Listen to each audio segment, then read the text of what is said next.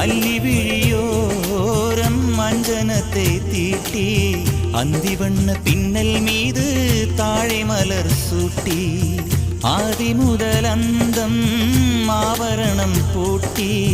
அன்னமிவள் மேடை வந்தாள் மின்னல் முகம் காட்டி கெட்டி மேளம் கொட்டிட மணப்பெண்ணை தொட்டு தாலி கட்டினான் மாப்பிள்ளை.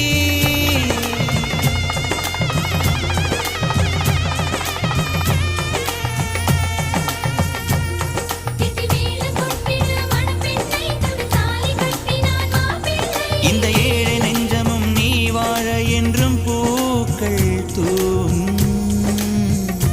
நீ வாழ நலமா